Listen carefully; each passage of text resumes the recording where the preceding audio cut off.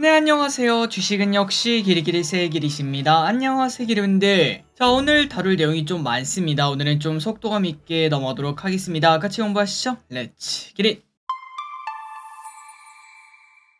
첫 번째입니다. 일단은 BOJ 일본에서 금리 인상을 했습니다. 0에서 0.25로 한 틱 올라간 걸 확인할 수 있는데요. 자, 그런데 일본이 금리 인상한 게 도대체 우리랑 뭔 상관이냐 이렇게 보실 수도 있겠지만 여기서 나오는 진짜 걱정은 경기 침체라는 단어가 등장하게 됩니다. 놀랍게도 지금까지 1980년도까지 일본이 금리 인상을 시작한 횟수는 이번 제외하고 3번이 있었는데요. 그런데 그로부터 6개월에서 1년 뒤에는 무조건 경기 침체가 100% 찾아왔다고 합니다. 그러니까 이번에도 경기 침체가 곧 오는 거 아니냐라는 얘기가 나온다는 건데요. 자, 만약 이대로 흘러간다면 아마 내년 초쯤인가 그때쯤에 경기 침체가 올 수 있을 것 같은데, 하지만 아마도 분명히 이제 8월달 들어서 이번엔 다르다, 이번에는 경기 침체 없다, 아주 안정적으로 착륙하는 소프트 랜딩이 될 것이다, 이런 얘기가 나올 겁니다. 하지만 그 결과는 그 친구들도 정확하게 알 수는 없겠죠. 과연 경기 침체가 내년 초에 진짜로 오게 될지, 그리고 앞으로 증시 흐름은 어떻게 될지 한번 보도록 하겠습니다. 다음입니다. 미국 증시가 상태가 좋지 않습니다. 후두둑 쏟아지고 있죠. 60일선도 깨지는 모습이에요. 자, 어제 뉴욕 증시가 혼조세를 보이며 마감했습니다. 빅테크 기업들의 실적 발표와 FOMC 결과를 기다리는 모습인데요. 특히 어제 엔비디아가 7%나 급락하며 반도체 기업들이 전부 다 하락했습니다. 그리고 엔비디아는 애플이 엔비디아가 아닌 구글의 칩으로 AI를 훈련했다, 이러한 소식이 나오면서 하락을 했다고 하네요. 그리고 이어지는 빅테크 기업들의 실적 발표 속에서 AI에 대한 투자 확대가 지속되는 거 맞냐, 너무 과잉 투자된 거 아니냐, 이러한 우려가 나오면서 하락할 수밖에 없었다고 합니다. 그리고 그 옆에 있던 테슬라, 이 친구도 4%나 하락했습니다. 소프트웨어 문제로 후드 잠금 장치가 제대로 작동하지 않으며 180만 대의 차량을 리콜한다라는 이야기가 나왔고, 그러한 영향으로 또다시 주가가 하락했다고 하네요. 그리고 이 와중에 마이크로소프트의 실적이 공개가 되었습니다. 마이크로소프트는 회계연도 4분기 실적에서 매출액이 전년비 15% 늘어나고 EPS도 월가 컨센을 상회하는 실적을 기록했다, 호실적 꺼냈다라는 얘기를 했는데요. 하지만 핵심 사업으로 불리는 클라우드 부분이 285억 달러를 기록하며 예상 매출보다 1억 달러 낮은 수치를 기록을 했습니다. 그러다 보니까 마이크로소프트는 시간 내에서 2.7% 하락하는 모습으로 마무리가 되었고, 메타, 아마존도 일부 하락하는 모습을 나타냈다고 하네요. 자, 그러니까 실적이 그냥 전망치에 거의 부합한다고 말을 해볼 수 있습니다. 그럼에도 주가가 이렇게 하락하는 걸 봤을 때 일단 지금 시장은 하락할 만한 이유를 찾고 다니는 걸 확인할 수 있네요. 하지만 이 와중에 구원투수가 왔습니다. 바로 AMD인데요. AMD가 장 마감 후 실적을 발표를 했는데 매출액은 58.4억 달러로 예상치를 상회했고, EPS도 69센트로 예상치 68센트를 상회를 했습니다. 그리고 이게 중요했습니다. 컨퍼런스 콜에서 AI 칩 MI300 매출이 예상보다 많았으며 데이터 센터 GPU 매출은 올해 45억 달러를 넘길 것, 이렇게 말했습니다. 지난 4월에는 40억 달러를 제시했는데 45억으로 10% 증가했으니까 컨센, 앞으로 미래 전망도 밝다라는 걸 밝혔다는 거겠죠. 그래서 이러한 소식이 나오며 시간에서 주가가 8% 가까이 오르는 모습을 나타냈고, 일단은 AI가 살아있구나, 이런 얘기가 나타나며 엔비디아도 시간에서 5%나 급등하는 모습 나타냈습니다. 오늘 저녁이 반등이 시작이었으면 좋겠네요. 다음입니다. 하지만 이 와중에 또 강세론자는 여전히 등장하고 있습니다. 월가의 대표적인 강세론자인 홈리 아저씨가 공포에 매수할 필요가 있다, 이렇게 전망을 했는데요. 7월 FOMC 이후 상승 랠리가 펼쳐질 것이다, 이런 얘기를 했습니다. 자, 정확한 내용을 보자면은 FOMC가 끝나고 오늘 저녁이죠. FOMC가 끝나고 나면은 위험 선호 랠리가 펼쳐지며 주요 벤치마크 지수가 사상 최고치를 경신할 것이라고 분석을 했습니다. 증시는 앞으로 오후 거래일 동안 4에서 5%나 오를 것, 이 정도로 강하게 예측을 했다고 하는데요. 특히 중소형주 위주로 상승 랠리가 이어질 것이라고 예상을 했습니다. 자, 왼쪽에 보다시피 러셀 2000 지수, 일단 차트는 기가 막힙니다. 오른쪽으로 기다가 한번 쭉 올라가고 또다시 오른쪽으로 기는 모습. 최근 엔비디아나 다른 친구들이 전부 다 하락하는 동안 이 친구는 안 빠지고 있죠. 한 번 더 급등할 차례가 된 것 같긴 한데, 과연 오늘 저녁 FOMC가 끝나고 톰리 아저씨 말대로 중소형주 위주의 랠리가 나타날지 한번 지켜보도록 하겠습니다. 혹시나 미국 주식을 한다면은 러셀 2000을 관심있게 볼 필요가 있겠네요. 다음입니다. 오늘 상장한 PNS 미케닉스 보도록 하겠습니다. 공모주가 조금 돌아오려는 신호일까요? 오늘 상장한 PNS 미케닉스는 시초가는 8,000원 수익을 우리에게 안겨줬습니다.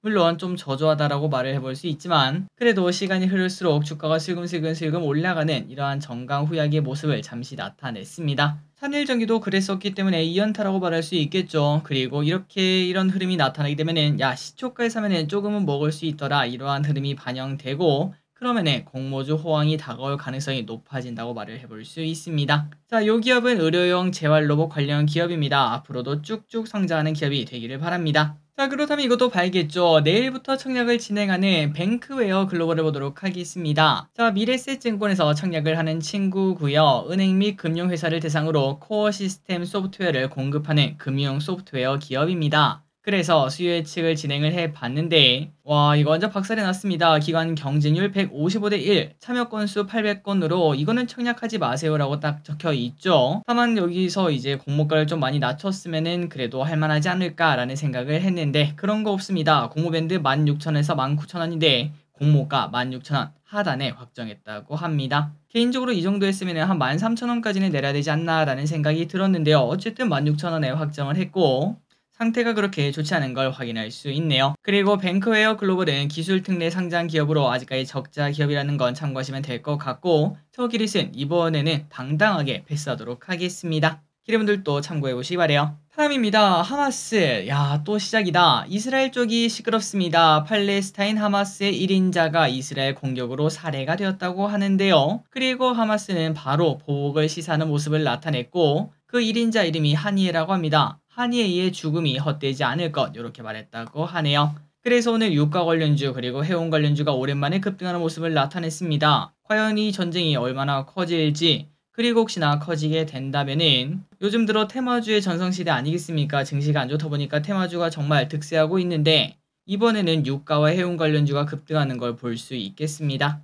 여러분들은 어떻게 생각하시나요? 하마스의 1인자가 죽었는데 하마스가 여기서 끝낼까요? 아니면 지금보다 더 강하게 공격을 감행할까요? 다음입니다. 기대분들 요즘 요화정이라는 거 알고 계시나요? 저기에서는 지나가면서 몇 번 보긴 했는데 그게 이건 줄은 몰랐었습니다. 그런데 요즘 그렇게 유행이라고 하네요. 한번 보도록 하겠습니다. 자, 유행은 돌고 돕니다. 작년 이맘때쯤만 하더라도 워낙 탕후루가 인기가 좋아서 탕후루의 그 설탕 끈적끈적한 게 땅바닥에 있어가지고 그 위생이 문제다 이런 얘기도 정말 많았고 그리고 탕후루 꼬치가 너무 많아서 문제다 이런 얘기도 많았었죠. 하지만 지금은 탕후루는 과거의 위상을 더 이상 찾을 수 없다고 합니다. 근데 탕후루 맛있나요? 저길에 아직 한 번도 안 먹어봤거든요. 이게 그게 나이가 먹어서 그런지 왠지 먹으면 죄 짓는 느낌이 들어서 한 번도 안 먹어봤는데 어쨌든 유행이 지났다고 하고요. 그렇다면 그 자리를 누가 먹고 있나? 바로 요화정이라고 합니다. 도대체 이게 뭔 소린가 봤더니 바로 요거트 아이스크림의 정석의 준말이라고 하는데 단순 디저트 이름이 아니라 체인점 이름이 요화정이라고 하네요. 작년 초에는 전국 매장 수가 150개였는데 지금은 2배 넘게 증가했다고 합니다. 그래서 왼쪽에 보다시피 워낙 인기가 많다 보니 사이트에 들어가면 바로 이거부터 뜹니다. 가맹 문의가 너무 많아서 지금 이제 뭐 전화를 못하고 있다. 홈페이지 가맹 문의를 작성해 달라 뭐 이런 식으로 적어놨는데 그만큼 인기다라고도 말을 해볼 수 있겠죠. 그리고 네이버에 검색해보면은 요화정 꿀조합 추천 이러한 이야기가 많은 걸 확인할 수 있어서 이거는 뭐 단순히 그냥 정해진 메뉴를 시켜 먹는 게 아니라 아이스크림에 토핑을 섞어서 그러니까 서브웨이처럼 그런 식으로 먹는 제품이라고 합니다. 지나가면서 봤을 때는 그냥 관심이 없어서 넘어갔는데 다음에 한번 사 먹어 봐야겠습니다. 요즘 이 친구가 유행이라고 합니다. 다음입니다. 14년 만에 다목적 댐 건설. 자, 어제 나왔던 소식이죠. 말해보도록 하겠습니다. 테마주 전성시대라고 가히 불릴만한 듯합니다. 정말 많은 테마주가 시장에 존재하고 있는데요. 이 와중에 댐 테마주까지 어제 등장했죠. 정부에서 어제 전국 14곳의 신규 댐을 건설하기로 밝혔습니다. 목적은 기후변화에 대응하고 첨단 산업 용수 확보 등이 포함이 되었다고 합니다. 그렇다면 어떤 테마주가 생겼나? 일단은 우원개발, 이화공영 등 이러한 친구들이 어제 상한가 가는 모습을 나타냈고요. 시멘트 관련주도 같이 상승했다고 하네요. 다음입니다. 오늘의 52주 신고가 겹을 보도록 하겠습니다. 일단은 HD가 붙은 조선주는 전부 다 신고가를 써냈고요. 또한 알테오젠, 리가켄 바이오, ABL 바이오 등 바이오도 신고가를 써냈습니다. 그 가운데 특이한 녀석이 있었는데요. 바로 휠라홀딩스. 물론 왼쪽의 차트를 보면 그냥 오른쪽으로 맨날 기어가고 있어서 이렇게 살짝 올랐는데 52주 신고가를 냈습니다. 그러니까 뭔가 다른 친구들이랑 좀 다르다. 극적인 52주는 아니구나라는 생각을 해볼 수 있지만 오랜만에 상승했다는 게 중요하겠죠. 자, 놀랍게도 휠라홀딩스는 덩치가 큰 기업입니다. 시가총액이 무려 2.5조 원이고요. 다만 실적 성장세가 가파르지는 않습니다. 매출 변동은 거의 없고 영업이익만 10% 좋아질 것으로 본다고 하는데 내년 펀은 9.6으로 가격 메리트가 그렇게 크지는 않아 보이더라고요. 그래서 이 친구가 더 올라가려면 어떤 상품이 히트를 친다거나 어떤 지역에서 휠라가 유행이라거나 이러한 이벤트가 발생해야 될 것 같습니다. 다음입니다. 오랜만에 시멘트주가 상승했네요. 3표 시멘트 댐 관련 주죠. 어제 오늘 뜨거운 모습을 보여주며 52주 신고가를 써냈습니다. 아시다시피 시멘트 관련주는 상황이 좋지 않습니다. 건설 경기가 좋아져야 그 수혜를 볼 수밖에 없는데요. 그런데 건설이 안 좋다 보니 지금까지는 그냥 노잼 주식이었다고 합니다. 하지만 정부의 댐 건설 발표 후 사람들의 관심을 많이 받았습니다. 그리고 실적은 탄탄한 편이라고 하고요. 다만 휠라홀딩스와 비슷하게 큰 폭의 상승은 아니며 펀은 7 정도로 예상이 되고 배당은 3% 정도 예상이 된다고 합니다. 자, 댐 관련주가 과연 어디까지 갈 수 있을까요? 개인적인 생각으로는 길지는 않을 거라고 생각을 하고요. 다만 우크라 재건 혹은 대왕고래랑 잘 엮인다면은 추가 기회는 나타날 수 있을 것 같습니다. 다음입니다. 자네는 어쩌다 이렇게 되었는가? 코시국대 2,505원에서 출발해 작년 10월에 15만 7,900원까지 갔던 사마 알미늄. 이 정도면은 63배나 오른 걸 확인할 수 있는데요. 진짜 대박 기업 중 하나라고 말할 수 있는데 그런데 지금은 어느덧 5만원까지 추락한 모습입니다. 그렇다면 뭐하는 기업인가? 바로 알루미늄에 관련된 기업이겠죠. 그리고 작년까지 주가가 좋았던 이유는 바로 실적이었습니다. 2차 전지로 인해 같이 크게 성장을 했었는데 하지만 2차 전지가 몰락하면서 작년 4분기부터 적자를 써내는 기업으로 바뀌었다고 하네요. 그러다 보니까 주가는 이렇게 하락할 수밖에 없다고 합니다. 다음입니다. 율촌화학이란 친구가 오늘 매우 나쁜 흐름을 나타냈습니다. 왼쪽에 보다시피 마이너스 18%나 하락을 했는데요. 그렇다면 그 이유가 뭔가? 바로 계약 해지 공시 때문에 그렇습니다. 2년 전에 이 친구는 얼티엄 셀즈, 참고로 얼티엄 셀즈는 LG엔솔과 GM, 제너럴 모터스의 합작 법인입니다.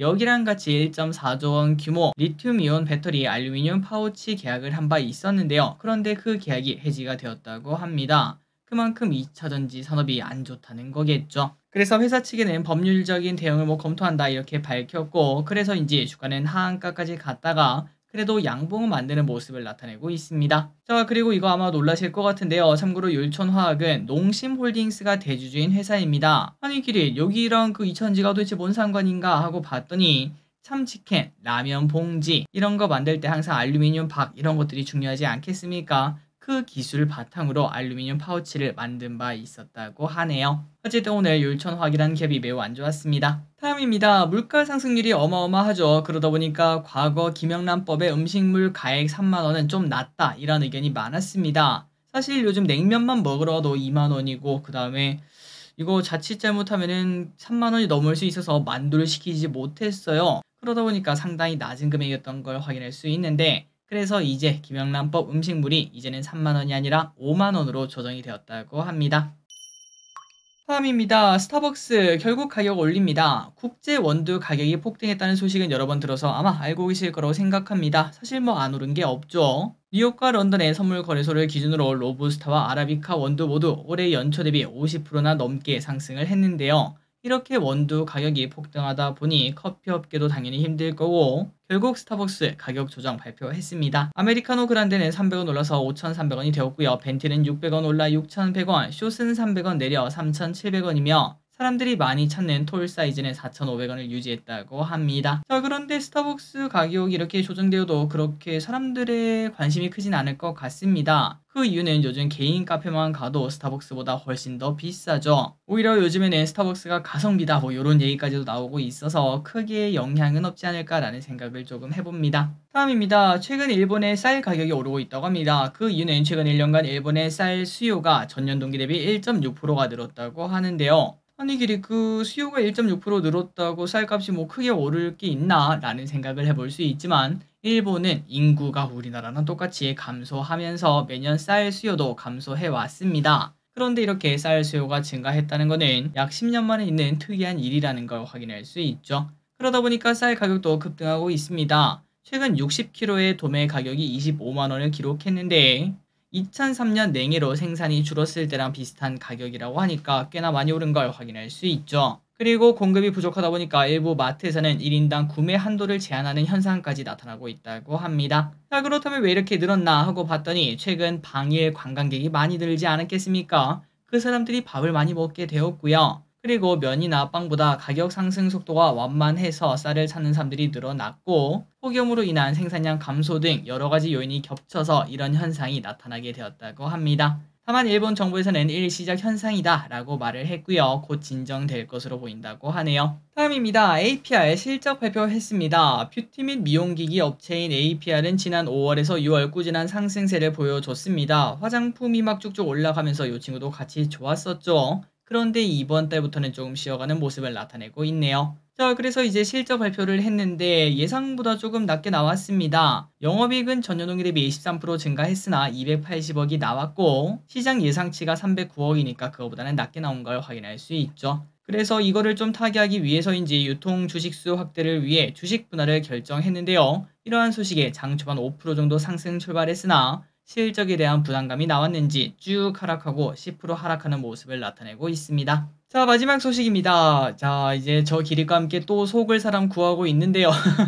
하나증권 김옥식 연구원이 트럼프가 집권하면은 5G가 수혜를 받을 수 있다라는 전망을 꺼냈습니다. 18년 당시 5G가 산업 핵심 인프라로 부상하면서 미중 갈등이 생겨났었는데, 그러면서 화웨이 제재까지 이어지는 흐름이 나타났었다고 하죠. 그런데 이번에도 트럼프가 집권하게 된다면 관련 패권 경쟁이 재현되고, 그렇게 되면 통신 장비가 트럼프 수혜주가 될 수 있다고 합니다. 또한 당초보다 지연되고 있다고 합니다. 네, 맞습니다. 지연되고 있어서 제 주식이 좀 떨어지고 있죠. 그런데 5G 추가 주파수 경매라는 이벤트가 올해 말이나 내년 초에 있을 것으로 보이기 때문에 실적 개선 기대감이 나타난다고 하네요. 그래서 관심주로는 깜짝 실적을 최근에 발표한 솔리드, 그리고 낙폭과대인 RFHIC, 이노와이어리스, KMW, 이 친구들을 관심있게 보라고 합니다. 자, 또 결국 속으로 가야겠죠. 어쨌든 매력적인 위치는 맞고 매력적인 섹터는 맞는 것 같은데, 과연 6G라는 단어가 우리에게 큰 돈을 줄 수 있을지 한번 보도록 하겠습니다. 자, 오늘의 공부 여기까지 끝났습니다. 항상 이렇게 같이 공부해서 진심으로 감사합니다. 지금까지 기리셨습니다.